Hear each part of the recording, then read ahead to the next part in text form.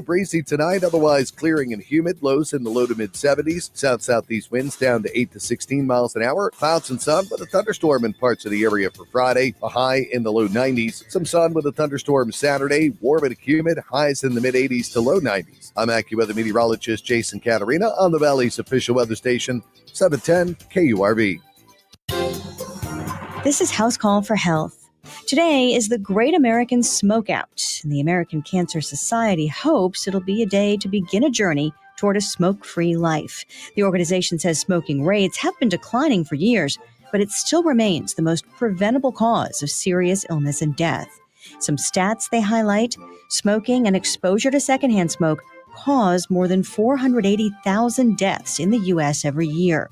Smoking cigarettes increases the risk of at least 12 different cancers. Cigarette smoking causes about 3 of every 10 cancer deaths. That number's higher in parts of the South and Appalachia. So how do you quit? The organization says for most people, it's a combination of medicine, a method to change personal habits, and emotional support. You can get more information on the benefits of stopping cigarette smoking and resources at cancer.org. Or for more health news, go to foxnewshealth.com.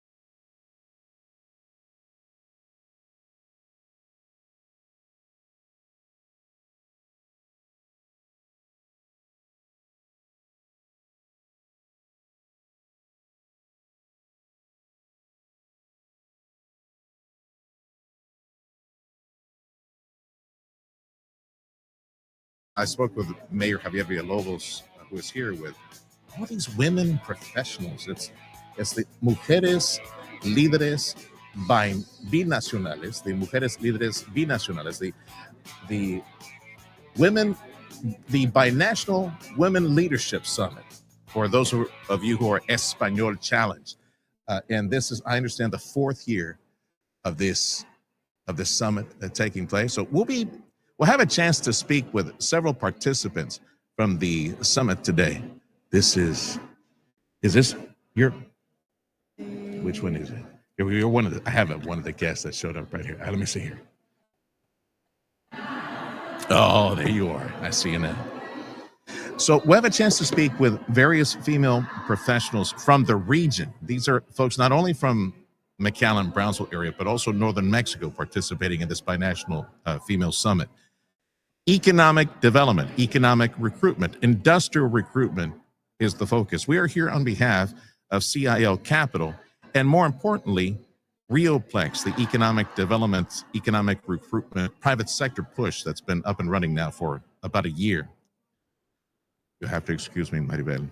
I didn't bring the correct glasses today, so I really can't. So, and the print is kind of small. Come up to the microphone, Maribel. Yes. Maribel Gaitan, strategic consultant, leader in international expansion, industrial development, and investment attraction. Well, that's quite a big title. You'll be participating today in the Women Leadership Summit here in McAllen. That's right. Okay. Yes, I will moderate panel number 2. Okay. Very Oh, excited. I see here. There's in the program. There's a second panel, which is, I think that's the one that was leading on economic development issues. Exactly. Okay. Yes. Yeah. Well, we have some female professionals. They're either in real estate, or they own a business, or they might be in banking or something in leadership. They're tuning in right now. I understand this summit is free. They can stop by the McAllen Convention Center and participate. Now, you tell me, why should they stop by and network with all these other female professionals today? Well, I feel like as women, we have very little chance and spaces to actually have this sort of networking and be able to talk to other professionals and learn from them. And I think this is the perfect opportunity to do that. Have you participated in, they told me that this has been going on for 4 years now. The first time it lands in McAllen, it's been in other places. Have you participated in the previous summits for women leadership? No, this Okay. is my first time. This Okay. is my first time. So tell folks what you do for a living. How do you pay the bills? What How professionally, I what do pay you the do? bills? Yeah. Well, I'm a consultant at a real estate firm, a commercial real estate firm, and I specialize on industrial projects. So the reason I'm here is because I have been supporting clients to help them choose the best place for their operations, either in Mexico or in the US. My focus is in Mexico. I'm based in Mexico City, but Cushman and Wakefield, the company that I work for, You're the Cushman Wakefield professional. Yes. So do I describe you as a site selector then? Yes, There we go. that's what I am. But in Mexico, there is no such title. Yeah, so site selector. that's why I have to explain what I do. But here in the US, it's quite common to have site selectors. I have been in other summits where I have met with many of them. But in Mexico, it's still an upcoming service, let's say. Cushman Wakefield. Maribel Gaitan is with Cushman Wakefield, Mexico operations, Yes. right? So I'm going to describe you, if okay with you, as a site selector. For how many years now you've been helping industry land at several pads south of the border? How many years you've been doing this? 5 years. For 5 years. Since the nearshoring phenomenon surged. That's how this position was open. Yeah. Before, they didn't feel the need to have a consultant, right? Like all the brokers were doing the job, and they were providing certain information for their clients, like you should be here, you should be there. But since the nearshoring phenomenon came, more and more companies came asking, where should I go? Like, where do you recommend me to go? And the brokers are like, well, do you want me to advise you on millions of dollars investment? That's a very big risk if you just don't know where to go and why you want to be there. She is a participant in the Mujeres Lideres Binacionales, the binational women leadership conference taking place today. It's free if you're a female professional.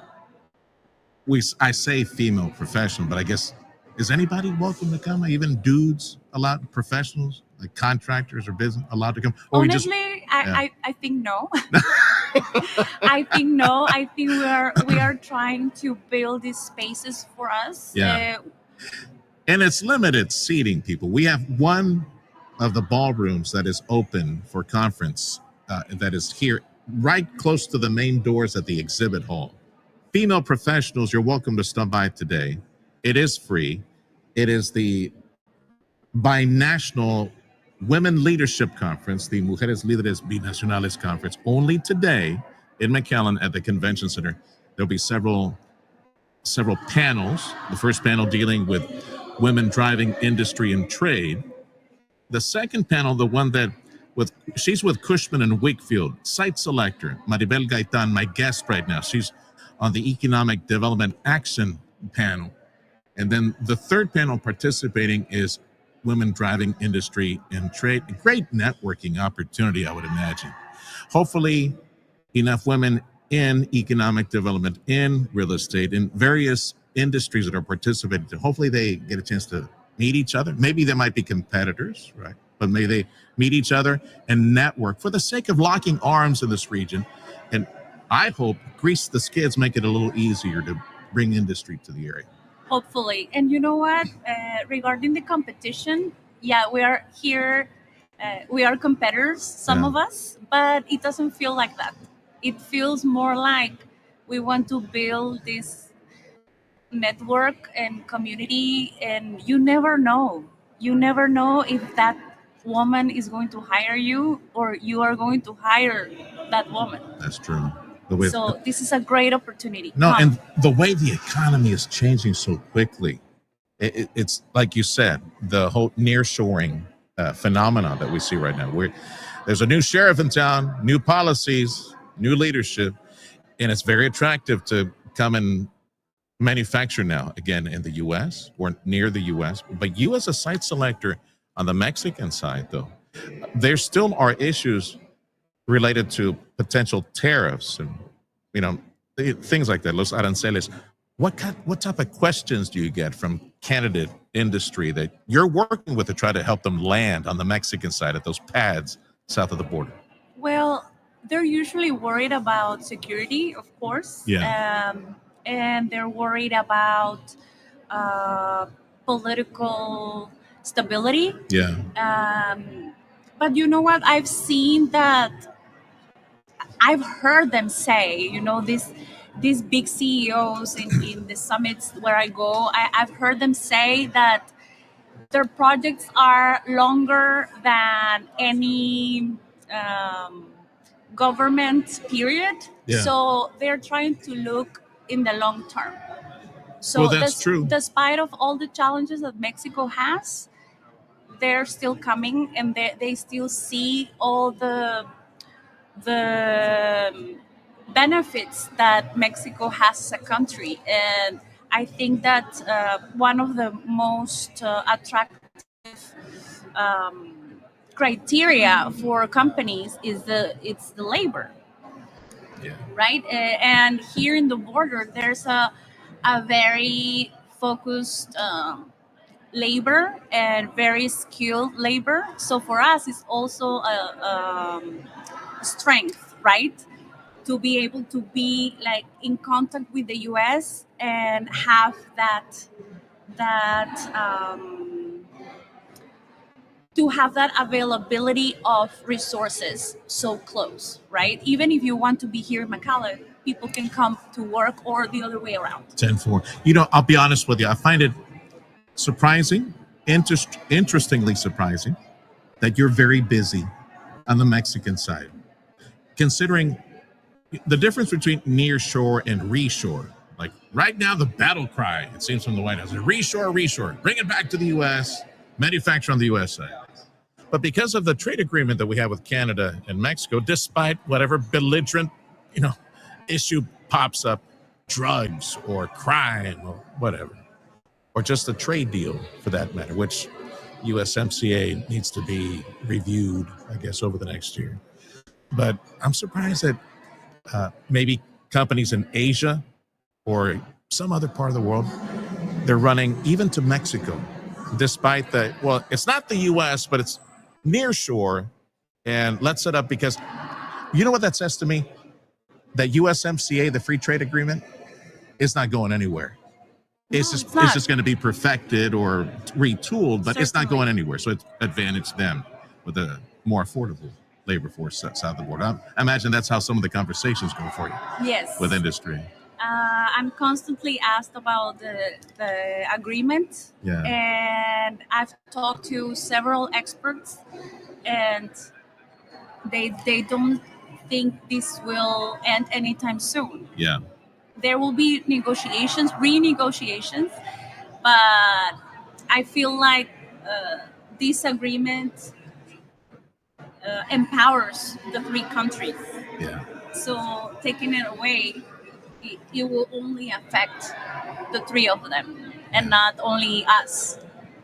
Yeah, I think the White House understands that we're stronger together as a North American powerhouse than Europe, than Asia. And the market, the customers, the industrial output, the potential for high-tech manufacturing, it's all there. It's just, yeah, some industries may desire to be south of the border.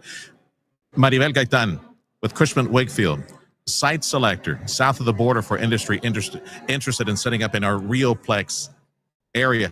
What area do you cover?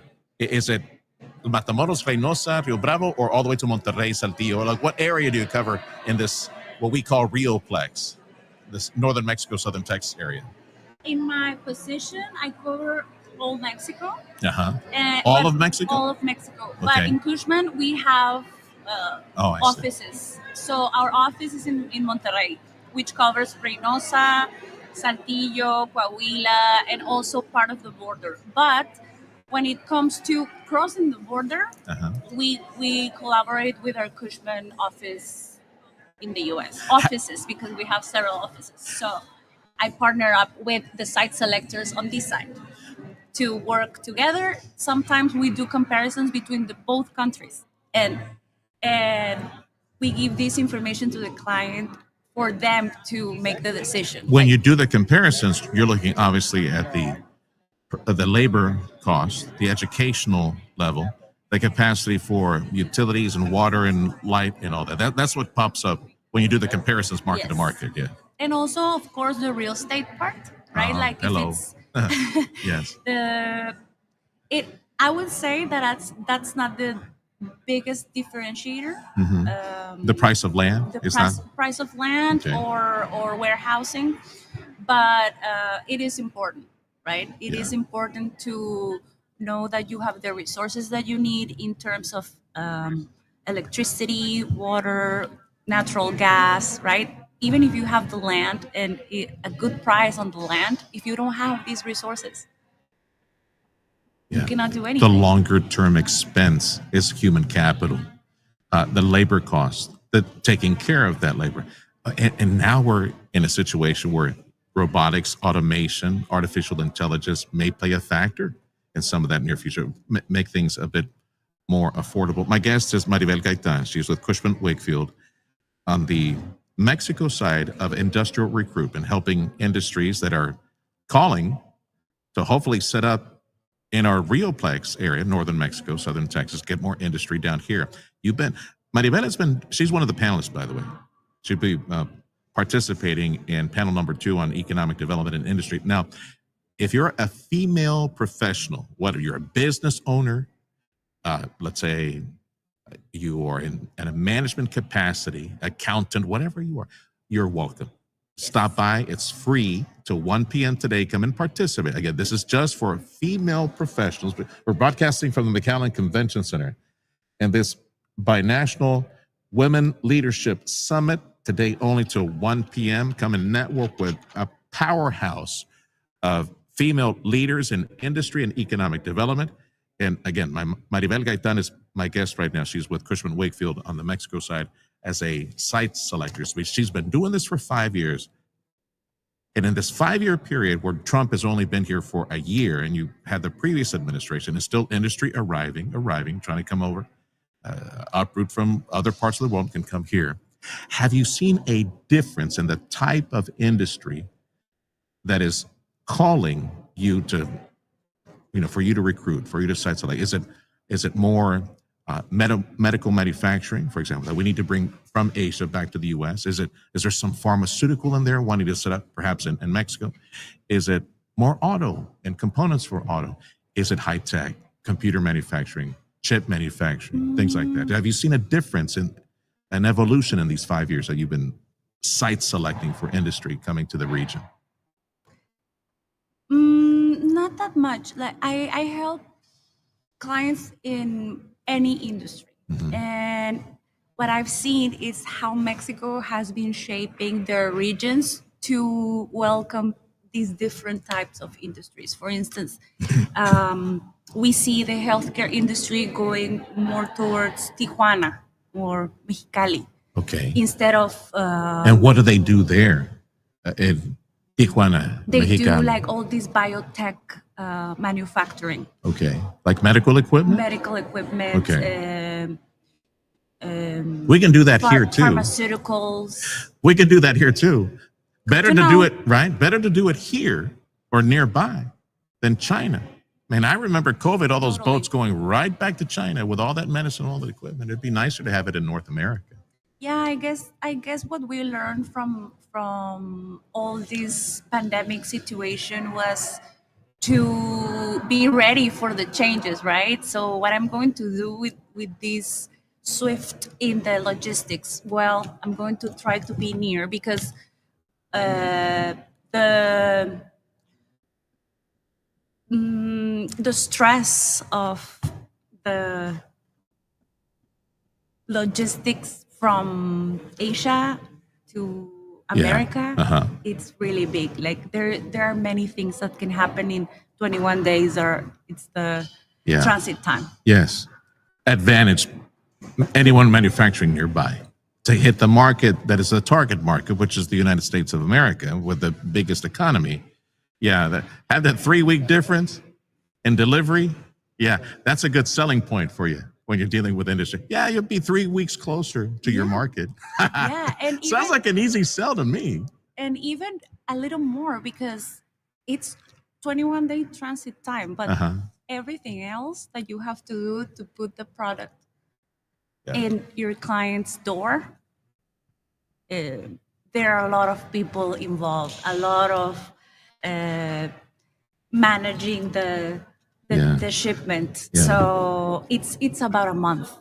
Yeah, to put a get it to container market. door to door, it's about a month. Like So- my previous life was in logistics, Yeah. so I understand this perfectly. I see how you wound up where you are working on the logistics side. Oh, what a nightmare COVID was on the logistics side. It was a nightmare. My I was goodness. actually living in Shanghai at the time in 2020, and I was working in a logistics office in a freight forwarder, and they decided to close because of all this uncertainty that was going on. Yeah. And I came back to Mexico, and that's when I started this job. Yeah. And all my logistics knowledge, of course, comes to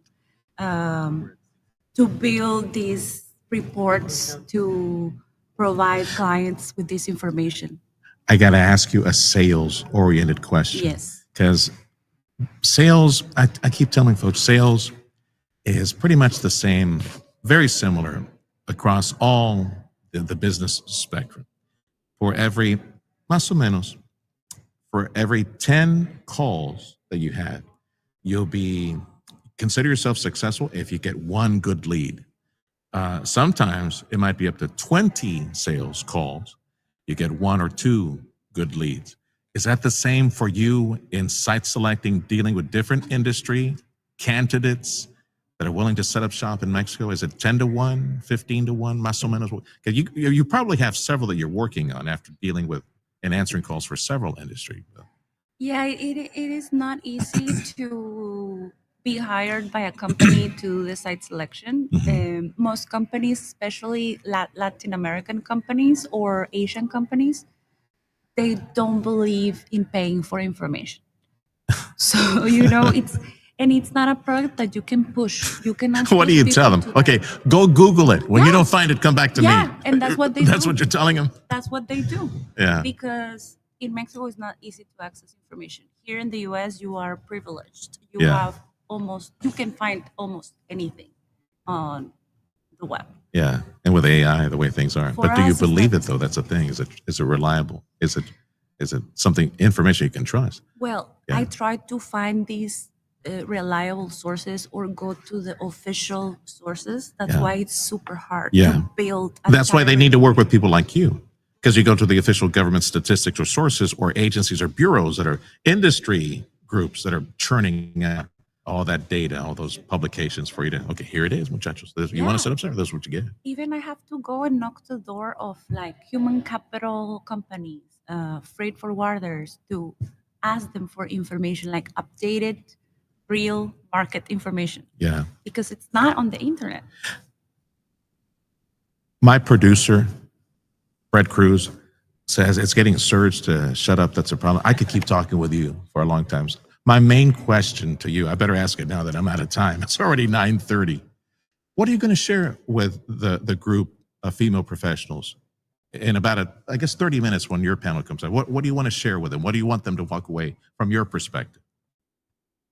I think that what I would like to transmit is that um, you need a team to help these type of projects. You cannot do it by yourself. So all these ladies know that, and I think we're all going to try to transmit this, how you can work as a team, because you have to work with economic developments, you have to work with your local government. Yes.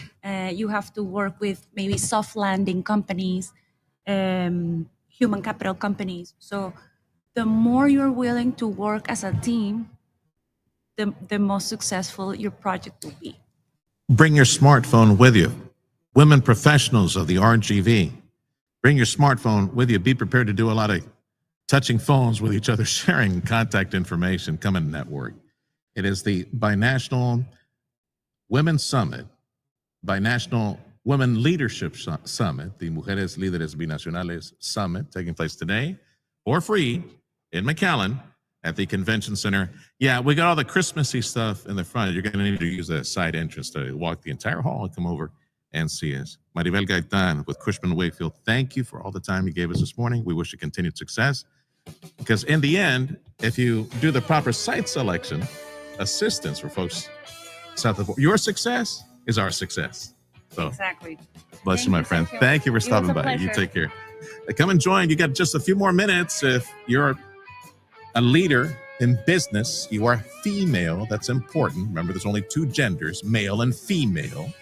And if you're a female leader in business, in industry, in government, come on over and participate with this binational Women's Leadership Summit taking place in McAllen. This is the Sergio Show on Newstalk 710 KURV. This hour made possible by Chamberlain Roofing and Waterproofing, ChamberlainLTD.com.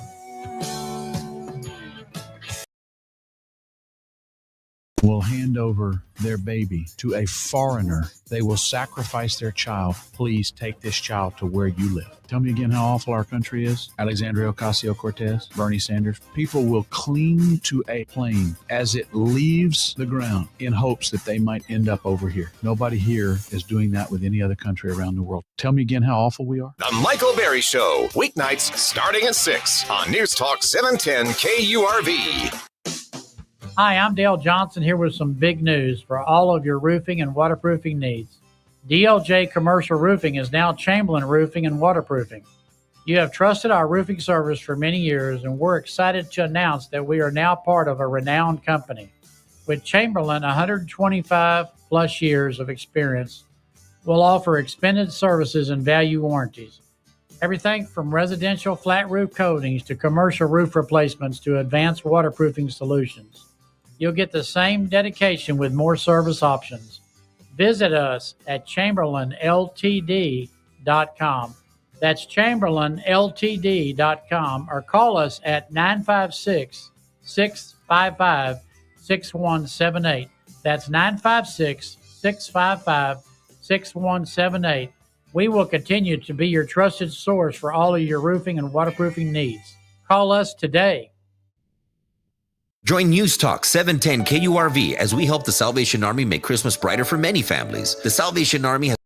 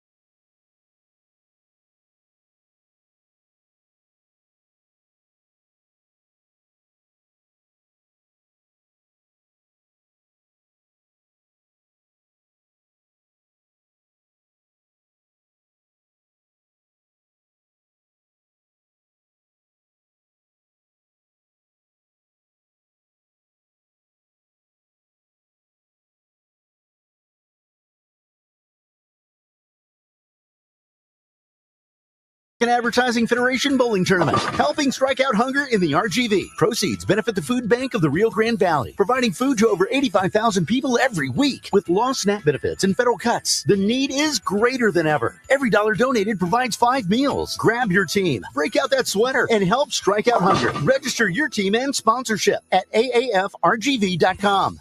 There's only one Trump can.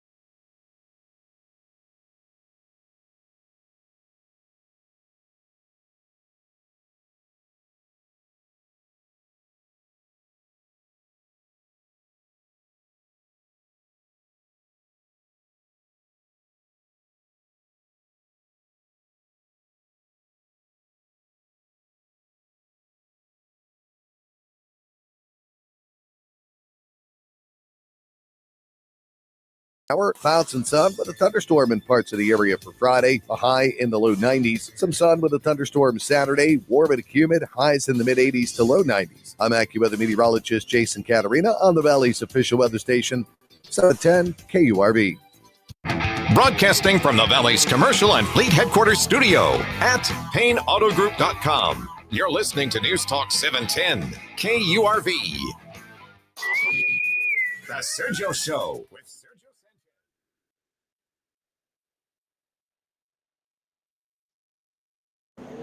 Happy Thursday, and thank you for joining us on News Talk 710 KURV, the Saturday.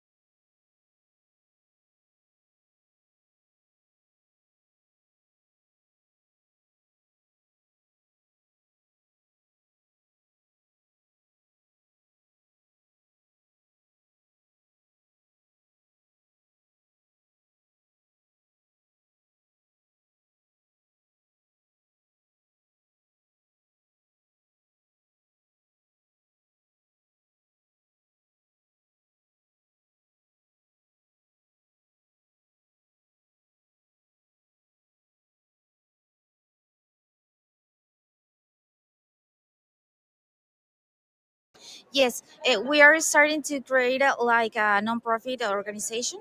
So we are trying to gather more people to the to make it the bigger. Sure. Yes. Or anyone, let's say a female professional banker, something.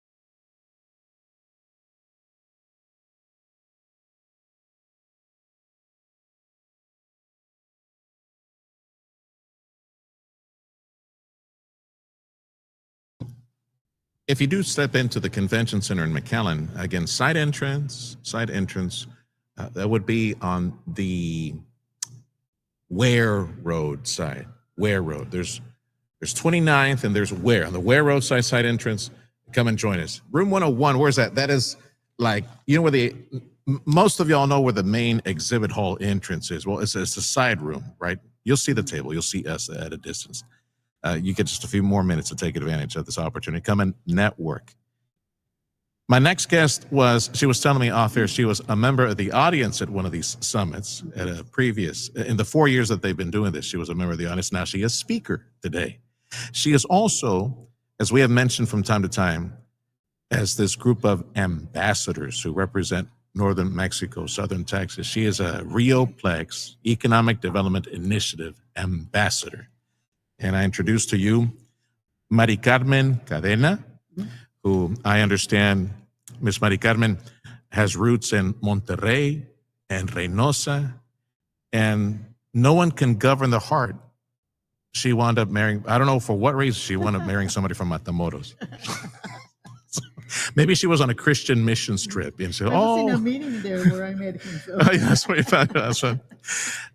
Tell folks what you do, because very similar to our first guest who was in site selection for industry south of the border, your strong suit, your metamole is real estate, but on the Mexican side for industry as well. So tell me about what you do day to day. Yes, what I specialize is in industrial real estate, which means that companies, when they do their site selection process, they usually tend to go to Tamaulipas, Coahuila, and Nuevo León, because that's what they do. They need to do a site selection process so they can tell their corporate offices what's the best spot for them. So my job is to make sure that when they come to this area, we can do whatever. We have all the things they need. We have the electricity they need. We have the water. We have the people, the trained people, and the buildings that they're looking for. If there's not a building available exactly for what they need, then we can do a spec building for them, build to suit building. And so that's what I do. I started working with a developer in an industrial park in Matamoros. From there, I moved into industrial real estate to become a broker. First, I worked for a global company, and then I became an independent broker and did with my own firm. How many years have you seen the evolution of the economy in Northern Mexico? Well, over 30 years. Yeah. So it's been very interesting. It's changed a lot. Yes, ma'am. Even the type of buildings that you'll see right now, the type of constructions, the size, the height of the ceilings, the type of even the type of lighting they're asking for, if they need AC, if they don't need AC. Even now, everybody wants a sprinkler system. It was not needed before. So there's so many new policies that come into play for a construction or for a building because of new policies or because of their insurance companies. So the evolution has been incredible. And the other thing that's super interesting is that at the beginning, we were only looked for like intensive labor intensive companies that were looking for more workers in the area. But now you don't see that anymore. You see people looking for more highly trained and technical people. And that's a great job that we're seeing in the Mexican side, in both sides of the border, because now here At the RGB, you have UTRGB, you have Texas A&M, you have TSC, and we also have the same kind of universities in the Mexican side. We have the Tecnológicos, El Tecmilenio. We have so many new universities training people. So it's incredible the skill that they have developed to get great jobs done and engineering jobs done in the Mexican side too. Forgive me if I'm wrong. I was trying to remember. The only name that pops up is Hawthorne Studies, back related to folks on assembly lines and lighting. You mentioned lighting. So the evolution of the type of buildings, so the type of assembly lines, safety, the fire retard, and all that. Yes. Is it because of NAFTA? Because of U.S., Canada, Mexico standards? Industry have pretty much come up to, in Mexico in manufacturing, have come up to U.S. and Canadian standards? Is that what it is? That's right. And you mentioned insurance, Yeah. I'm guessing, Yeah, right? because it is exactly that. The standards are the same everywhere you go, even for everything that's related to the environment, for everything that's related to safety, and for the workforce. Like I said at the beginning, and it was the same type of buildings that you had here, ground level buildings, low ceiling buildings. Now you have dog high, tilt top, 40. Now we have a lot of logistics too. Yeah. So logistic companies are looking for a clear height of over 40 feet sometimes. So it's incredible when you see all warehouse building compared to the brand new ones. I can tell that you love what you do for a living. I You're a love- real nerd when it comes to stuff No, like no, this. no, no. You know, it's so exciting. Once you meet all these people that are coming to the area and they're looking for a new place to start, and you can let them know that you also have a great quality of life to offer for their employees and for whoever they're sending to live there, because we also receive people from their corporate offices, and sometimes they even want to live in the Mexican side, not just in the U.S. side. We used to call them twin plants. Before they were called maquiladoras, they were called twin plants. So you had a twin plant in the U.S. side and a twin plant in the Mexican side. And that's what we're going back to. It is the same right now. Right now, with all these intervention that we're having to become a one region, a one area, which is like what you mentioned at the beginning, Rio Plex. It's incredible the amount of new prospects that we can get just telling them we are one region. We're not just a little town in the south of Texas or in the north of Mexico with 100,000 people or 500,000 people. We are a whole region of over 3.5 million people that can offer you anything you're looking for. Yeah, amazing. My guest is Mari Carmen Cadena. She's an expert in, I would call her, again, another site selector, an expert in real estate on the Mexican side for industry that is hoping to come to the area. And they have a lot of questions about the type of buildings, facilities that they need, maybe built from the ground up, and of course what to do with the managers and where they find the materials that they need for what they're going to build just south of us. Have you seen an increase in phone calls and companies interested in moving south of the border near the U.S. because of reshore or nearshore? In this case, would be near the U.S. Yes, it's nearshoring. I just heard a podcast about somebody saying that nearshoring meant when you're mostly in the same time zone, and offshoring was when you were actually in the other side of the world. So yes, there's a lot of people, but the most interesting thing is companies that are looking to build campuses to come into the area on both sides and start doing something more related on both sides of the border. You can have something a little bit more labor intensive maybe, or with some technical emphasis on the Mexican side and something completely different on the US side, and then try to do with the USMCA to get the final product in the Mexican side to get distributed. So the integration that we're going to start looking and seeing, it's incredible because we're trying to make clusters like the automotive cluster, the electronic cluster. Let me give you an example for a cluster. In Matamoros, you can find most of the interior of a car. You can find a company that would do the steering wheels, the radios, the bumpers, the windshield wipers, everything inside the seat belts, the seats. Incredible. But we don't have an automotive plant in the area. So as a region, we can try really hard to bring an automotive plant, an assembly plant. Imagine that. You can get all the suppliers in the area, all the tier ones in the area, Yes. and just have here the assembly plant. In Do the you US see side. that happening in 30 years of helping to recruit and land business south of the border? Do you see that happening now? That's what I think is going to happen. And that's what we're seeing also with SpaceX. SpaceX is already here. What we need to do now is to bring all our suppliers. Isn't that something? Isn't that crazy? We get a rocket engine company before we get an assembly line for vehicles or motors anywhere in South Texas and northern Mexico. And that's because I've Elon never Musk. seen it like that, but you're right. Isn't that crazy? It's amazing. How many? Because you've been doing this for 30 years, and thankfully, I'm grateful to God that I've been here 30 years and have seen the evolution from misery and poverty to unbelievable, indescribable opportunities for prosperity that our children have now, with all the tools and resources from various channels that they came in: medical school, the unification of the MPO, the university that's unified, and of course in Mexico. McAllen, the founder of McAllen Economic Development. I'm sure you met with him. Plus, No, he was the best promoter of the region. He was incredible. He drove himself to Reynosa every day to bring in prospects to see the area. He understood from the beginning that if that's something super interesting that a lot of people tend not to understand, but he understood that if Reynosa grew, McAllen will grow. If and the other way around.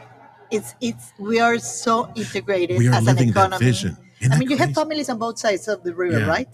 So we don't have to see the river as a bridge with a bridge. We have to see the connection. So when we see this connection between all these areas, we're going to understand the potential that we have. McAllen, the founder of McAllen Economic Development Office, which was the initial most successful economic development entity, because Mike, which by the way, for some of y'all who I'm just sharing history with you, he was one of my mentors, Mike Allen. I admire him a lot. And Bill Summers. May he rest in peace, both of them. But these men put into motion, and Mike Allen on the industrial side, like you said, bring the industry, multinationals to Reynosa, and we will benefit from the logistics on military highway warehousing and things like that. But eventually, we're seeing the fulfillment of his vision. Build it over there, and eventually we'll get to the point where we're building the U.S. side. And these days, we're now seeing that. And you see the industrial parks here in McAllen, how they're growing and how all these companies are coming in. And it's not just logistics again here. It's manufacturing. It's high labor. It's people that are very well trained. The universities, the people that I've been seeing how they're with this growth of UTRGB, with the Texas A&M campus here, it's incredible. It's huge. And I was in a meeting at the Port of Brownsville last week, and the people from LNG said that that the construction company was so amazed of the work of the welders that they were doing, that they were used whenever they go anywhere in the world to have 3 to 5% issue with the welding that they did. And in this area, it's 1 to 2%. I'm sorry, say that again? 1 to 2%. In the area. In the area. Our people, our kids. Our people are men. the best welders anywhere in the world. And women, I'm sorry, women too. We have women welders. I know that because I've seen some of them study at ECISD. But it's amazing the quality of the work they do. Everybody is surprised. They're they're not just in time. They are doing better than just in time because of the quality of the work of these people. Imagine that. Yeah, that's a good selling point. Sure. We have, and the other thing is that just to sell a city is not just, I have this piece of land and I can do all the buildings that you want, but you have to have the people, you have to have all the infrastructure, which is something that we also need to work on. I need you back on the show as a guest. I have so many more questions for you. She is one of the panelists.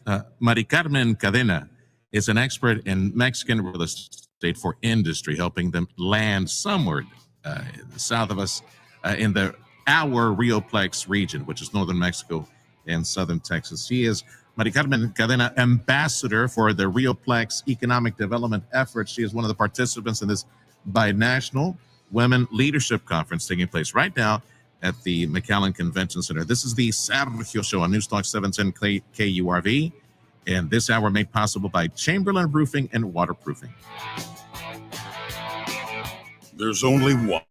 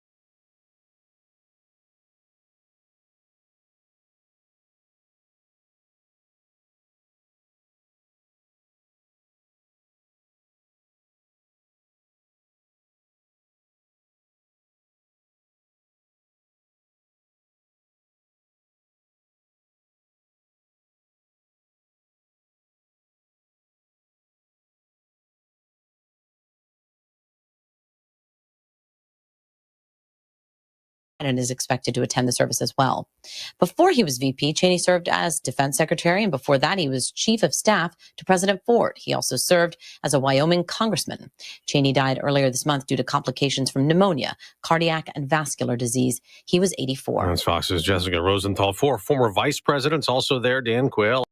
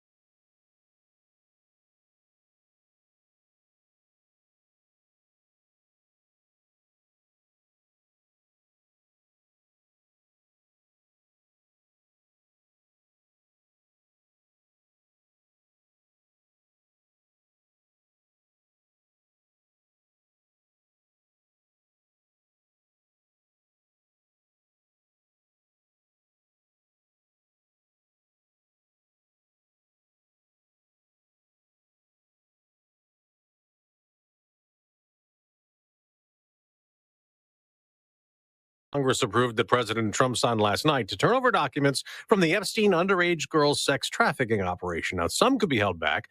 The investigation is still active. Attorney General Pam Bondi says, and we'll continue to follow the law and to have maximum transparency. President Trump calls the Bush for the files a Democrat hoax. Unrelated to that, a House Democrat's been indicted accused of fraud. Congresswoman Sheila Sherfilis McCormick calls the charges unjust, baseless, and a sham indictment, saying, quote, "The timing alone is curious and clearly meant to distract from far more pressing national issues." The Florida Democrat has been indicted by a Miami grand jury on charges of allegedly stealing millions of dollars in disaster relief funds to make illegal campaign contributions, charges that could carry up to 50.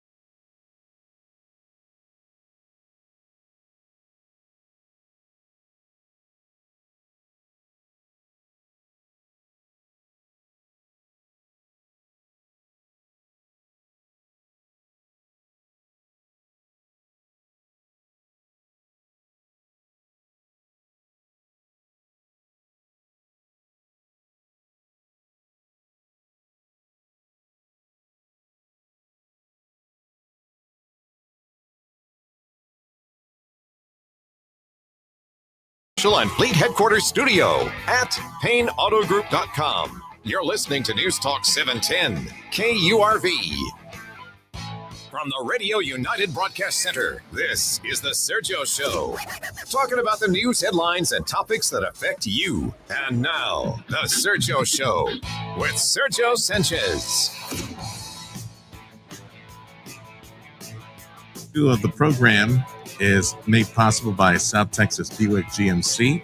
Big thank you as well to Lone Star National Bank. The Sergio Show is broadcasting today. We're real close to the studio. Some might say walking distance because, where Mission meets McAllen. I wouldn't say that, though, because today I wore my boots and I get tired in my boots. So I didn't wear my tennis shoes today. So, yeah. We're right next door at the McAllen Convention Center, and we are participating today in this binational. And I'm sorry for stalling on the pronunciation of this because I got to get my Mexicanese properly translated to Americanese. It is the Mujeres Lideres Binacionales Summit, which is the binational women leadership summit, and it's one day today here in McAllen. If you joined us yesterday on the Sergio Show, you noticed that I was, in fact, our main speaker on the morning show yesterday. It was a conversation that I was privileged enough to record earlier in the week with Dr. Valerie Segovia, who's part of the team in Texas that is helping to recruit industry to the state of Texas. And she participated yesterday in that infrastructure lunch that was put together by ILINCA, that Institute for Leadership Capital Projects, Brian Godinez, and all the gang. Very successful lunch gathering. And thank you to all of y'all who went, you guys in engineering, and contractors, and leadership. Thanks for participating yesterday. Thank you to the panelists who stopped by, like on TxDOT, and of course, water issues and power issues as well. Dr. Valerie Segovia had a chance to speak to us yesterday, and I was blown away with her presentation on some of the things that we can brag about. And in fact, she and the team at the Economic Development Office brag about to sell the state of Texas. And some of the points were just mind-blowing. And the low-hanging fruit opportunities and the industries that we are presently recruiting and we could recruit. I want to throw you a curveball real quick, which, by the way, I'm looking forward to having Dr. Valerie Segovia back on the show on the talk show. We'll have to do the video thing. Okay. Now, you don't have to drive 5-6 hours from Austin down. She says she's going back to see family in the coastal Bend area, near between Corpus and Houston, which is near Bay City. We have a nuclear plant, which is close to, if I am, correct me if I'm wrong, here's the business opportunity that I did not see on the board. Rare earth mineral refining. Yes. Rare earth mineral refining. Someone told me about 3-4 years ago that, Serge, if Texas lands something like this, man, we'd be making money hand over fist because no one in the country is doing this. And then I saw a write-up about 2 months ago. I think it's an Australian firm. Somebody is going to be setting up shop in Texas, possibly around the coastal Bend area, if I'm correct. And you probably know more than this than I do, but a rare earth mineral refining facility to get it market ready for the batteries and things like that. So we're getting one in Texas here pretty soon. Can you confirm? There was a write-up on that, no? I will not confirm or deny because I'm not, working on any particular project. But I can tell you that the state of Texas is on it. There are entrepreneurs, there's businesses that are interested. I mean, work is being done. We're very blessed in the state of Texas because we have those rare earth minerals and there's interest. And so for me to, I joke about confirming or denying, but for me to speak to it specifically, I just can't because I don't have the background or the technology, but I know that there's lots of interest, there's companies, there's individuals, and there's the will to get that done and going. And despite, the green energy versus traditional energy and the trends that we have, thankfully, thank you, Jesus, toward more traditional energy, let the market bring forth the demand for it. And I know that there is demand to refine the rare earth minerals. Yes. And I find it just mind-blowing, disappointing that nowhere in America do we have a facility like that, and we're dependent on others to refine this. It's about time we get with a program in the U.S. And it would be nice to see Texas to be a leader. Right. Well, let me step back a little bit. So first of all, thank you so much for having me again. It's always a joy to see you. I feel like it's always easy speaking to you. So so thank you for making that happen. Number two, I want to say my hometown, you mentioned Bay City, which is our lovely neighbors, but my hometown is Palacios or Palacios, depends on who you talk to. So I have to make sure I say that. Or I have family members that are upset with me that I don't acknowledge. You call it Palacios, right? It depends. It's muchacha, es Palacios. It's like the refugio or refugio. Yes. I'm sorry. I'm not going to be using the old rancher pronunciation of a Spanish word. It's refugio. I'm okay with saying refugio every now and then. And I'm happy to say it either way too. But and then as far as you made a mention about selling the state of Texas, let me just tell you, we don't sell the state of Texas. The state of Texas sells itself. People, the companies, the business. What we do is market and promote the state of Texas. But to your point about rare earth, I think the U.S. is doing that. There are some sites already in the U.S. that are doing that. Of course, we want to be number one. We have to be number one in that area to stay on top of the technologies. But again, our governor wants to be number one in everything, and I'm sure we'll be number one in that area too someday. I'll tell you what, President Trump wants us to be number one in high tech, wants us to be number one in AI, and Texas is going to play a big role in that. My guest right now on the Sergio Show, Dr. Valerie Segovia, and she'll be one of the panelists, one of the speakers at this summit taking place in McAllen today. It's a women's summit. It is the Binational Women Leaders Summit in McAllen. This is the fourth year, I understand, that they do this. The purpose of it is to bring women professionals of various professions, various disciplines together, network.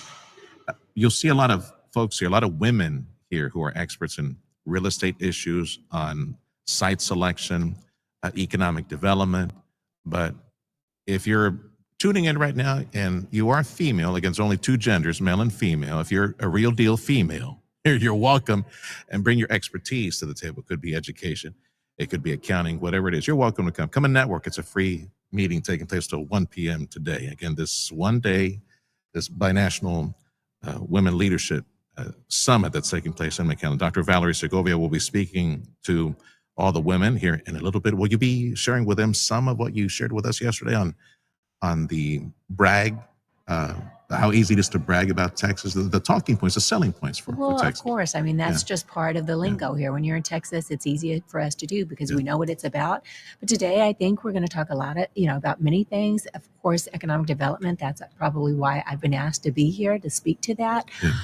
So that we'll probably talk about some of the things I did speak about yesterday, but hopefully other issues too, because at the end of the day, it takes all of us to create economic development, sustain it, to grow it, to propel it.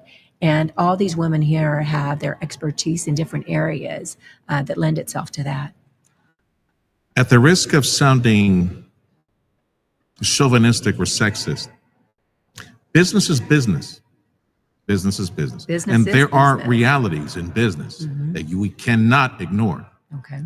And I'm thinking having women professionals represent us in negotiating situations. They have sharp and super intelligent and loaded for war with all sorts of certifications and education and just a head full of knowledge. To have these type of women, when industry comes calling, whether it's from Japan, whether it's from wherever, whoever it might be, just an observation here. I think to have that type of professional and a woman in front of these CEOs and COOs and decision makers, I think it gives our region, Rio Plex, an advantage. And we have some of those women behind that door source and economic development. They can shake a hand firmly and say, what do you need? I mean, show me. We'll take care of you. And I think that might impress some international investors even more. So you know what? This market is ready. They got everybody trained. Right. We got the right people that are dealing with this, with these women we're dealing with. Anyway, just your thoughts on that. I think it gives us an advantage. You're not going to receive an argument from me. In most populations, women make up 50 to 51% of the population. So why not? We should want women to be knowledgeable and to lead and to have that experience and to share it and to represent just as any other professional would be, as the way I see it. And when we don't, we all lose. But I think you're right. I think there brings a special sensitivity sometimes to women. It could be, when I say sensitivity, I'm not talking about the stereotypical sense, but just maybe about the awareness of what it takes from her experiences along with working with her male counterpart. But more importantly, it's just given the opportunity. Women and men are very different in many respects. But when you're a professional, you want to get the job done. And what was most impressive with this group of women that I'm working with and speaking with today is that they know who they are. And that's what makes the difference in professionalism, knowing who you are and speaking to your professionalism. Dr. Valerie Segovia with the Texas Economic Development Team. And on that topic, just an anecdotal observation. I got low T, so the female hormones are going to kick in. I get all emotional. Like, my mom was very creative, very intelligent. And I think she would have had an opportunity to do much more with her life. And being properly educated in Mexico. My mom-in-law, oh my goodness, she was a fighter, voracious fighter, both women in their own regard, extremely creative. And I want to get to this. detail oriented. Mm-hmm. All of the women that I know that are professionals or in family, just an anecdotal, very detailed oriented. And I think that provides an advantage in negotiations and proposal development and onshoring a business to think of all the different possibilities to brainstorm. I think that is a biological, just genetic advantage that Well, female bring. I love that you point that out, and I'll just acknowledge my mother. You know, she will be, I can't believe it, 97 later this month. She had 13 children. I'm number 12. And I think for women that have that same type of background, that same type of tradition, that same type of culture, they had to be detail oriented, right? Not only were they having to raise their children, for my mother, she was also a business partner with my dad. She took care of it from the inside, from the home, and managed the home, raised all of us in every wonderful way that she could. But details matter. It can be life and death, especially when you're raising a family. But you're right. And again, as a woman who was reared by amazingly strong women like my mother, who they were so traditional in one sense, but they were also just, it was so complex because she was so much before her time, or what was allowed. She did everything.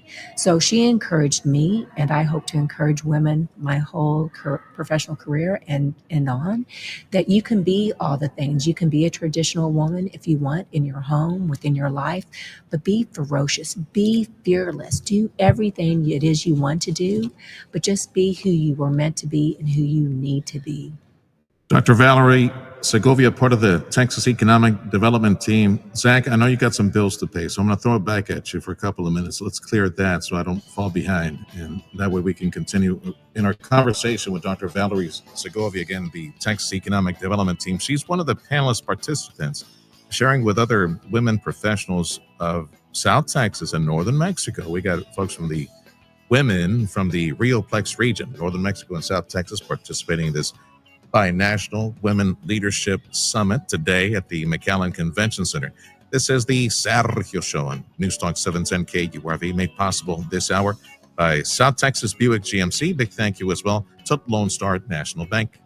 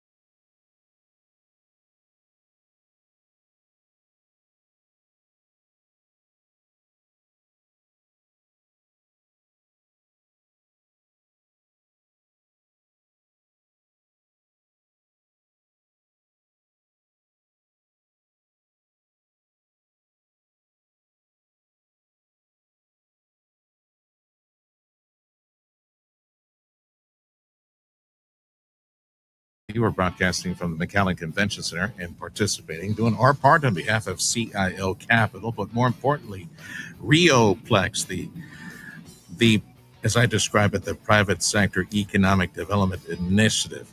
Quite the vision by many leaders in South Texas, namely a man who's become a I consider a good friend, dear friend, Joaquin Spammer, along with other investors and industrialists in the area.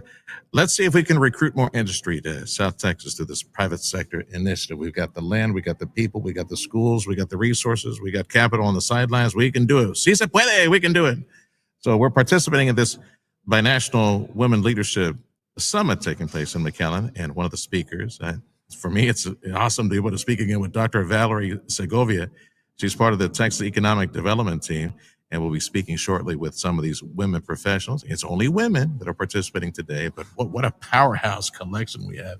I had a chance to speak last hour with a couple of site selectors on the Mexico side, women that are helping industry. They answer the call. Okay, what do you need? What type of building? Maybe we can build custom suit, whatever you need. And they're setting up industry on that side because of NAFTA, USMCA, the advantage. So come up to the microphone, Dr. Val. The present state of the economy in Texas has us on a path to become the leader in AI, as President Trump wants, the leader in data centers too, artificial intelligence. Houston with NVIDIA and all those great jobs. We need to get I think we still need to get our workforce ready to assume some of those high-tech engineering jobs. And tell me about efforts behind the scenes to make sure that we answer that call. Well, you're right. Not only does our president want us to be number one, but our governor, Greg Abbott, wants us to be number one. And I think not only do we want that type of industry in the state of Texas, but as far as workforce education, the governor's on it. The legislature is on it. Those elected officials are on it. There's been so much support for not only, of course, higher education, but also including in that higher education are those 1 year and 2 year certificates. Yeah. One of our new investors into the Texas Economic Development Corporation is the TSTC, and they are a wonderful institution that has been in Texas, supporting Texas for many, many decades, years and years, and they've received more funding and support to get the workforce ready. So many of our industries, be it if it's in any sector, if it's in energy, if it's in medicine, plastics, whatever it could be, majority of them say 70 to 80% of their workforce are those 1 and 2 year degrees. Well, the legislature, the state, education is working on that. There's funds being put behind that to make sure that if it feels as though we're behind, we are always going to try to catch up. We're working to that. And I think because of the planning, everyone wants these sites now, but everything takes time. Yeah. But I think because we are so fortunate with our educational system, the efforts to improve, to build, to provide more support, it's happening now. So every day we're getting better, we're getting stronger. And what makes it so beautiful is it's not only are those elected officials, but the conversations that are being engaged. So we're not only talking to the elected officials, community, but we're also talking to the industries, but most importantly too, those educational institutions that are actually doing the educating, be it K-12 or Yes. pre-K-12 to higher education.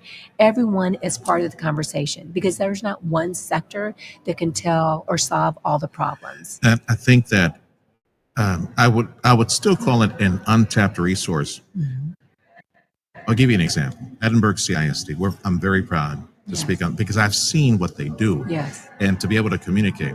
Yes, they have the collegiate high school. Yes, they have kids going to universities. Yes, they have career technology, plumbers, electrician, folks who erect structures, HVAC, welders. We got babies. I call them babies. That's just what kids are, just kids. These babies that were graduating, they're 18-year-olds, 17-year-olds. They're leaving high school, driving to the port of Brownsville. Estos huercos, those kids are making more money than I am. 6-figure plus salary, expert welders, fresh out of high school. Yes. I want that. There again, I go with the emotional thing. I grew up in Houston as a teenager, and it saddens me to see the political, cultural rot in the, I'll just say it, Democrat-run cities like Houston and Dallas, military towns, San Antonio. We need to change culture, change course. The failed Houston ISD is doing a disservice to our children and our state. We need something like career technology education, welders and HVAC and kids that are engineers know how to build structures. We need them to teach them. If they're not going to get them college ready, we need them to teach in Houston ISD, in the failed Fort Worth ISD. We need to have an education revolution and demand that these bloated educational bureaucracies do their job and give our kids the skill set necessary. Because I know ancillary to this, there's efforts to educate adults who do not have those skills, from waiting tables to become welders. And that's another program that's taking place. But we can do a lot better when it comes to public education in Texas. Well, I love your passion because I have a lot of passion for education. The majority of my career was in education.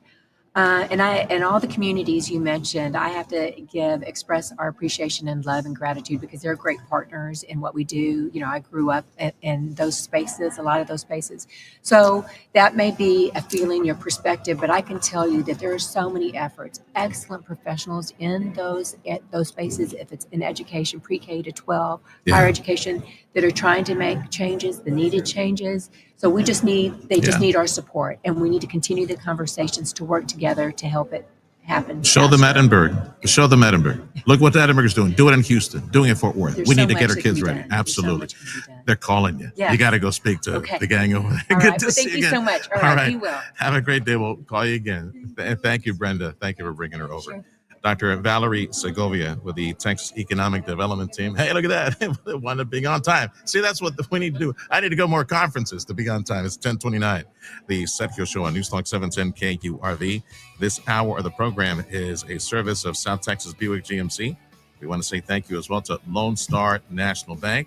We're broadcasting from this binational summit. It's Northern Mexico. It is Southern Texas. There's another name for that, isn't there? There's another name for that. Oh, that's right. It's Rio Plex. Northern Mexico, Southern Texas, binational women leadership conference taking place in McAllen. We'll be back and make more friends and learn more from female women leadership leading our community to prosperity. That's next on the Sergio Show.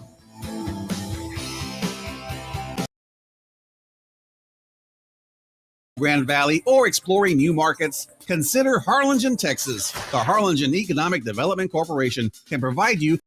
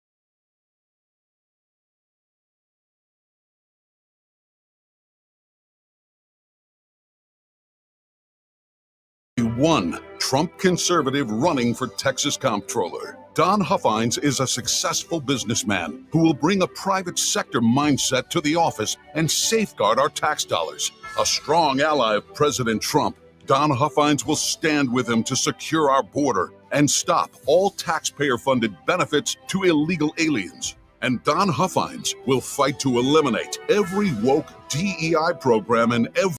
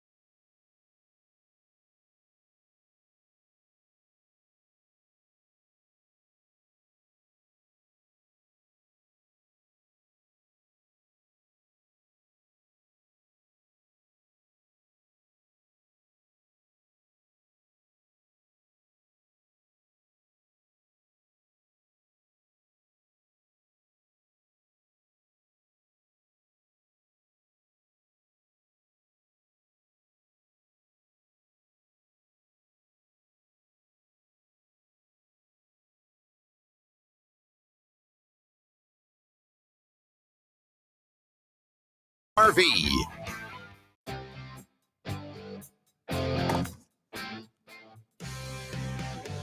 Time is 10:35. The Sergio Show on News Talk 710 KURV, News Talk Authority of South Texas. I yet again invite you to discover programming on KURV on social media, on the free app. Radio United, our family of radio stations, all of them here in the Valley, Laredo area, all these radio stations for Radio United. Now, please don't be whining and complaining. Well, why'd you call it Radio Para Mí? Okay, I know you're Espanol challenge, but just go get it. 710 KURV, we're the redheaded stepchild of the family. We're the only news talker, one of the few that only speak English around here, but go get it. That way you get a strong signal on your smartphone. Radio Para Mí, it's free. Go get it and look for 710 KURV, and that way, well, if there's any glitch or burp, internet burp that happens quite often on the radio signal, that way you have crisp, clear audio. Radio Para Mí, go get the free app today. So we are so honored to participate today with what I think it's the fourth installment of this summit. They've been doing this for a few years, like 4 years now. That's what I was told earlier. This binational Women Leader Summit, Women Leadership Summit, binational summit. And right now we're in McAllen at the Convention Center, and they have panels. It's just for women, panels of experts. I see the focus is economic development, economic recruitment. It is industry. It is manufacturing. We have a lot of strong women from government entities to private entities that are participating today. And one of them I'm going to introduce to you right now, which, by the way, we're doing the 710 KURV X Live, YouTube Live, Facebook Live. If you want to join us, and that will be our pool for us to share some more video here in the near future. So my guest now is, I welcome Monica Monica Lugo, Director of Institutional Relations at Prodensa. Prodensa, explain to folks what is Prodensa. Hi. Yes, welcome to the program. Thank you. It's an honor to be here. It's an Thank honor you. for us to be. We're meeting a lot of amazing women leaders Oh, in all yeah. sorts of different industries. And Yes. I went to school last hour on site selectors, Yes. women in real estate, and finding a place for industry to land south of the Yes. border in northern Mexico. Fascinating conference. I could keep talking about that. Yeah, well, that's part of what we do in Prodensa. Okay. So we help companies coming into Mexico, and we help them in all their process just to start to where to put their site on, and then all the process are operational and human resources, everything. Okay. So for me, I'm working at Mexico Cities. I'm in charge of the institutional relations area, and we help companies to deal with their public affairs strategy with the government, basically, and with chambers, associations, and everything they need to position themselves in this strategy or to achieve their objectives. So from land selection or site selection to government, trade groups, media, anything, everything. Sounds to me like a concierge service. Exactly. For That's a- what we do. Okay. We have different areas. We have trade, we have fiscal, we have human resources, and we even operate some of their sites or plants in Mexico. Do you help them also find partners or capital investors? Yes, things that help out? sometimes we Yeah. can do that. Yeah, Yeah. for sure. Because I would imagine there's plenty of investors like south of the border Yes. that say, you know what, show me a company that maybe wants to partner up with us. We'll help them up with whatever, this acreage or things like that. I Exactly. would imagine, right? So that's what we do. Yeah. Monica Lugo with Prodensa. Again, can I call you part of the site selection process of Mexico, right? Yeah, For industry? Yeah. But you do more than that. Exactly. Yeah, 'cause It's some part of that is site selection, Yeah. but we are, as I said, in all the process. anything, everything, even Anything, personnel, everything. hiring, I would imagine. Exactly. Things like We that. can help you with that. How many years you been doing this, Monica? Well, I first started in 2020. Basically, I used to be a former government official, Okay. and I was in trade negotiations. But then I changed completely, so I became part of the private sector now, and I'm working from that side. Yeah. right I now. used to be a prosecutor. Now I'm a public defender. It's like you went from, I'm going to say, since you were on the government side, excuse me, you were on the dark side. Now you came to the light, working to bring industry. So over the past 5 years, and what a time for you to enter this career opportunity, because you were in the middle of COVID when everything started. And Yeah. now compare what you're doing now to what it was like under the strains and the shortages and cancellations of COVID and closure of all that. How is it now compared to back then? It's very different. At the beginning, it was very stressful. We didn't know what was going to happen, and we had a lot of uncertainty. Yeah. But right now, of course, there's certainty in some aspects, but it's another different story, Yeah. basically. How many companies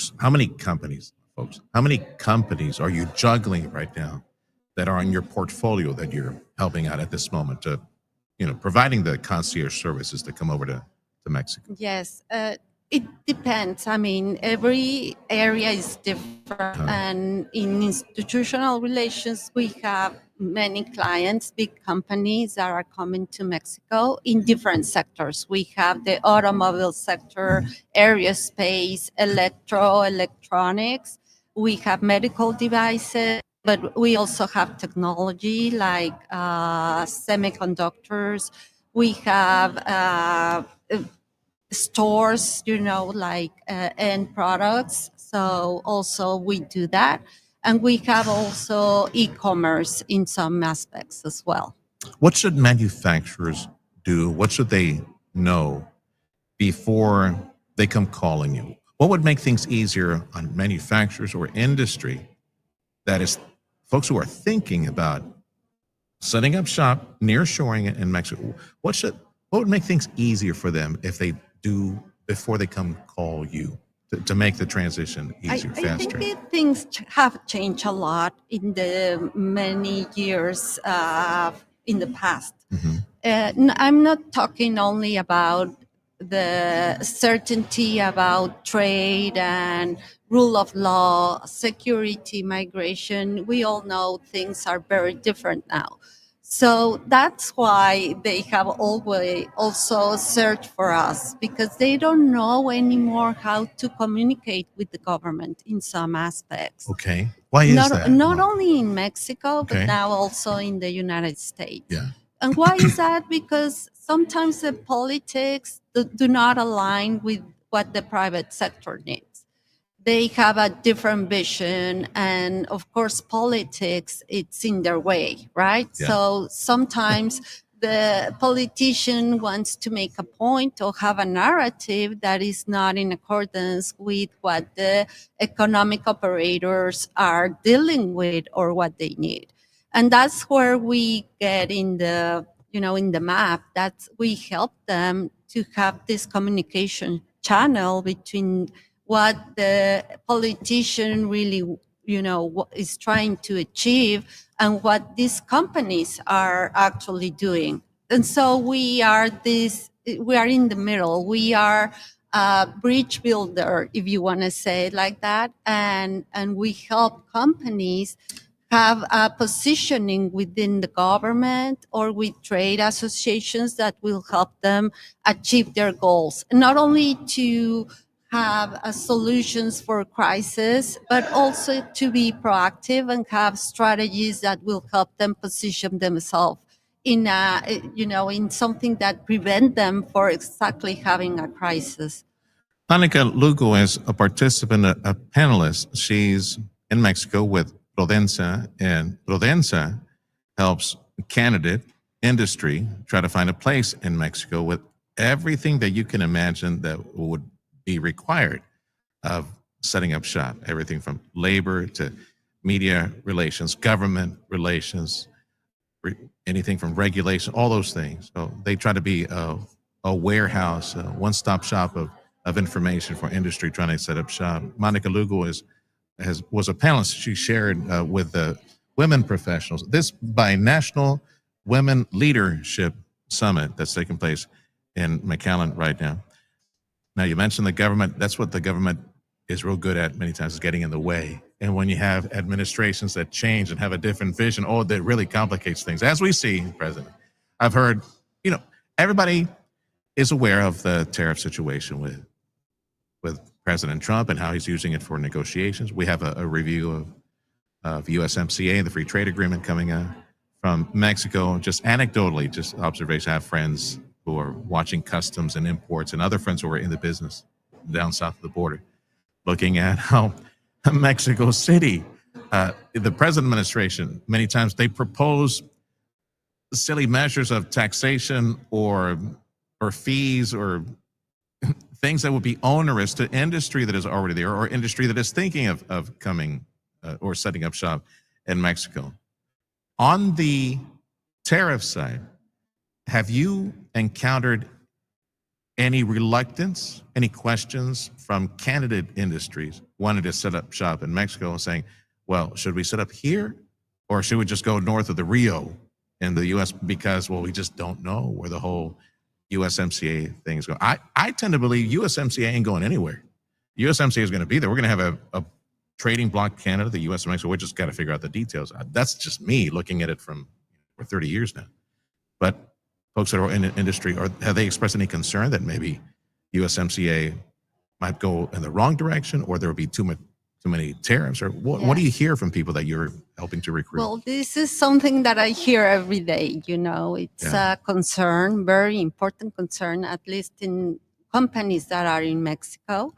And we just don't understand how these tariffs are put on to these to the main partners of the U.S., basically. Because these tariffs, what they do is they make the region less competitive. If you want to see, for example, how a car is built, it's a North American car. So we have parts of that car that are coming from Mexico, Canada, and it's built within the three countries. So when we want to be competitive with Chinese cars or other cars from other part of the world, we are with these tariffs, we're just being less competitive. It's very simple. The producer that is sending auto parts to the US or to Canada, they are going to have to pay these tariffs. Or, the consumers at the end of all the process. So how come you're going to be more competitive if you have to pay for these tariffs when you have other countries like, the UK or the European Union? As of now, they have less tariff than Mexico in this sector. And this is one of the sectors that President Trump wants to help. So it doesn't make sense, There are other issues that are playing into the whole business part of it, whether it's chemicals or drugs or, crime fighting, things like that complicate things. Canada has its own set, Washington has its own, Donald Trump has his own set of complaints against Canada as well. Between now, I guess, and next summer, I think, is when USMCA is supposed to get a review of all this. And man, I would not want to be on that team that has to calculate the import, export tariff thing. Because like you were saying, like on the car stuff, I was told that it will cross the border 5, 7, 10, back and forth. Exactly. At what point do you tax? I don't know. That's for somebody from a higher pay grade. Imagine it's so difficult right now and because the car is made within the three countries. So if you add all these tariffs, it's just crazy. And at the end of the day, we are less competitive. So the only country that has benefited from these tariffs, who is that? Probably China. Exactly. So, I don't understand really why raise the tariffs on China. More tariffs on China. Let them pay for it, Chihuahuas. Yeah. But it doesn't make sense to have these tariffs on your main trade partners. And that's what I wanted to say. We recently have this figure in 2024. Mexico and Canada are the top destinations of U.S. exports. And so Mexico has the U.S. as a main destination as well. We are partners. So it just doesn't make sense to have this. And as you were saying, we have the USMCA, which proved to be a tool to have this North American integration and be competitive as a region with other parts of the world. I hope all this gets ironed out in this year when they review the free trade. Let's emphasize free trade agreement. Exactly. Make sure that we get that, because the market has, with 40 some odd million folks in Canada, which is pretty much like a big U.S. state, but the 100+ million Mexicans that are consumers, and little by little, in the 30 some odd years of NAFTA, oh my goodness, the standard of living has increased. There's a lot more capital, a lot more money, a lot higher skill set in Mexico now, and still the potential to contribute to this powerhouse market, which is or three countries. I hope they iron that out, because yes, in the end, if industry doesn't find the labor cost or materials cost, China will find a way to keep them. And my battle cry is, excuse me for saying it, we have to divest from China. Yes. As a Western Hemisphere. But and I think we need NAFTA, to do it together. Yes, I agree. The U.S. cannot do it alone. And we have other friends. Yes, and even if we have tariff now, the manufacturing industry is not going to move to the U.S. in a day or two or even a month or even a year. It's going to take so much time to do that. And in the meanwhile, China is just going to be, take over. Yeah. They'll wait us out. They'll wait out the U.S., Mexico, Canada. They'll wait different administrations to keep plucking industry from us. If the coronavirus taught us anything, was that we And I've said this before, but we cannot depend on China. And we are too dependent on China, on high-tech manufacturing and on the medical side, on pharmaceutical side. Man, they should, in the halls of Washington, they should be sounding the alarm. Say, look what happened to us. Look at all those boats that went back to China in the middle of this pandemic. And that was a little soft pandemic. Exactly. Imagine a true emergency where we don't have the medicines, we don't have the medical supplies, we don't have the medical equipment, we don't have the high technology that we depend for manufacturing everything, including military hardware. Oh my goodness. Yeah, it's a matter of prioritizing us, I know. the Western Hemisphere. And something that I mentioned before, we need to have a plan together as North America in order to face this challenge of China and Asia and other countries. I mean, we cannot do it alone, and we just don't have to react right now. We have to plan ahead. Yes, we ma'am. have to have a long-term plan on specific sectors. I mean, artificial intelligence, Yes, ma'am. semiconductor, everything that is a challenge right now, but we need to plan ahead. It's not like just solving crisis on the go. We need to have a plan. And one way to have that is with the USMCA for sure. So we need to tell all our politicians, our government, that's what we need, you know. And if you allow me to have a message here in the Valley, I will say, talk to your congressman, talk to your mayor, talk to your government, and tell them what North America needs is to continue the USMCA, to have free trade, to take out these tariffs, which is hurting a lot, not only the US economy, but also the Mexican economy and Canada's economy.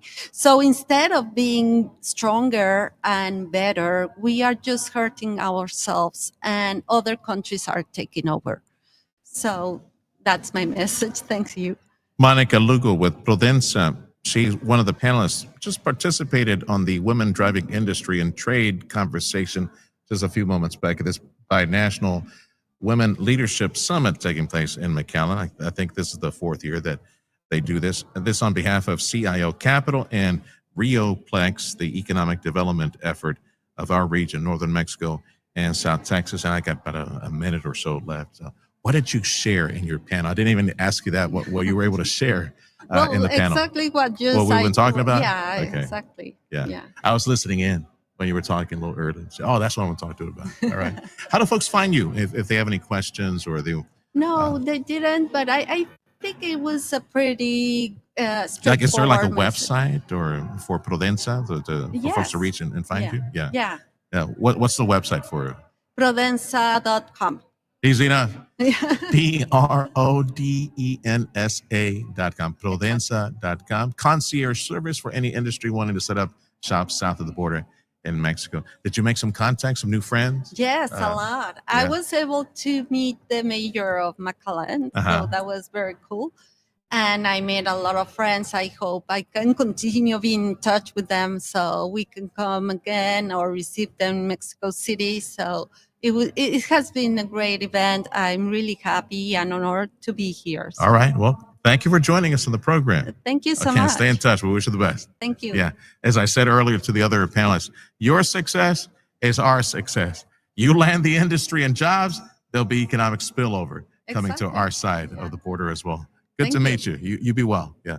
Monica Lugo with Prudenza. Well, that's pretty much it for the program. I'm going to throw it back to you, Zach. Go ahead and close out. It's the Binational Women Leadership Summit taking place in McAllen. I want to say thank you to the good folks at CIL Capital. Thank you to, again, pretty much the same Rio Plex economic development effort of Northern Mexico and South Texas. Thank you to our sponsors this hour. Thanks to South Texas Buick GMC and Lone Star National Bank. The Sergio Show on Newstalk 710 KURV, also online. Go find us online at YouTube, on X, on Facebook. Yeah, 710 KURV. Go look for the brand and check out all these videos.